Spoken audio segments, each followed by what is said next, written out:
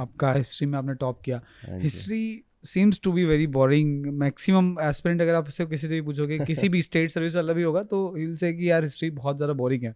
History को इतना interesting तरीके से कैसे पढ़ा जा सकता है, मतलब ऑल इंडिया टॉप करना विच मीन्स कि आपके लिए हिस्ट्री इंटरेस्टिंग है. हाँ, मेरे लिए हिस्ट्री बहुत को इंटरेस्टिंग इंटरेस्टिंग है. कैसे बनाया जा सकता है? देखो, उसको इंटरेस्टिंग बनाने के लिए ना सबसे पहले आपको थोड़ा सा ना इस चीज़, पहले तो नेगेटिव जो हमारे परसेप्शंस हैं, प्रेजुडिसेस हैं, उनको छोड़ना पड़ेगा. जैसे अगर फ्रेंच रेवोल्यूशन हो रहा है तो थोड़ा फील लेनी पड़ेगी कि फ्रेंच रेवोल्यूशन में फाइट की यार उन लोगों ने 200 साल पहले की बात है, ये आज की बात नहीं है.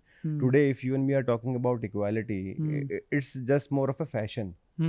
Eight that time it was the trend, it was the beginning of something. तो वो फील लेना बहुत ज़रूरी है कि मतलब हाँ यार, ये किसी ने बड़ी चीज़ करी.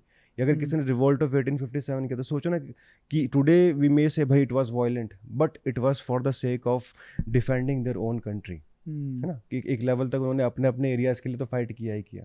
तो पढ़ने के लिए आप थोड़ा सा ना पर्सनालिटीज में इंटरेस्ट लेना बहुत ज़रूरी है. कि किसने क्या किया, क्यों किया, उसका आज की डेट में फॉल आउट क्या है. बिकॉज जब हम इसको सिर्फ एक रट्टू तोता वाला सब्जेक्ट बना देते हैं ना कि हाँ ऐसे ऐसे ऐसे ऐसे ऐसे, उसके प्रोसेसेस में ध्यान नहीं दे रहे हैं. प्रोसेसेस में ध्यान देना शुरू करेंगे ना, और उसी तरीके से टीच करने में यार मुझे भी आज की डेट में मज़ा आता है. कि जब से मैंने टीचिंग करना शुरू किया, रैंक 1 निकली है, रिजल्ट फॉलो थ्रू रहा. इस बार भी आप लवासना से अभी करके आए, वहाँ भी मेरे स्टूडेंट्स इतने सारे गए हैं टॉप 100 रैंक्स के अंदर. अगर सब्जेक्ट के हिसाब से देखोगे तो प्रोसेसेस पे ध्यान दो तो बहुत मज़ा आता है पढ़ने में. इवेंट्स के ऊपर ध्यान दें, टाइमलाइन को एक बेसिक लेवल समझने की कोशिश करें तो मज़ा आता है.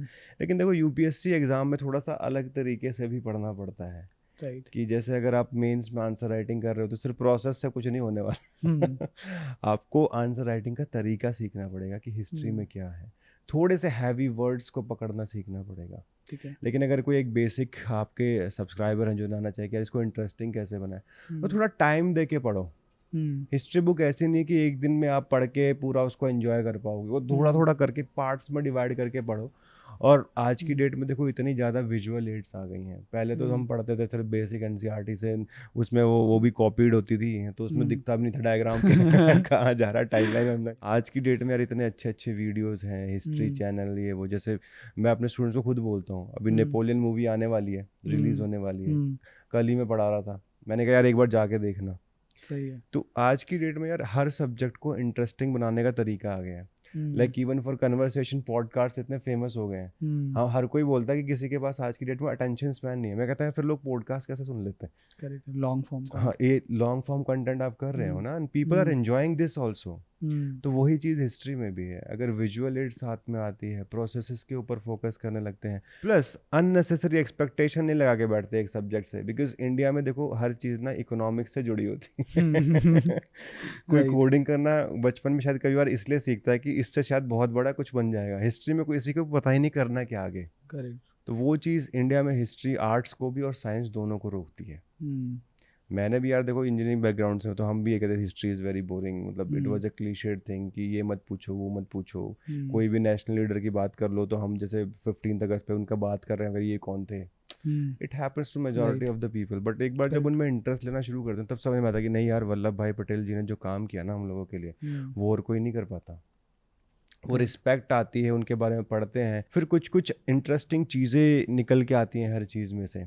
जैसे मैं क्लास में पढ़ा था कि नेपोलियन इतना बड़ा मिलिट्री जनरल था कि जब भी उनके सोल्जर आके कंप्लेन करते थे कि यार जो उनकी राइवल आर्मी है, it is 10 times bigger than us, he used to say कि count me as 10 times and you are 1, so we are 11 versus 10. तो आज की डेट में जुमला लगेगा. But if somebody is talking about the military strategies of Napoleon, अगर ये साथ में किससे भी सुनाए जा रहे हैं तो हर कोई इंटरेस्ट लेगा ना. करेक्ट है.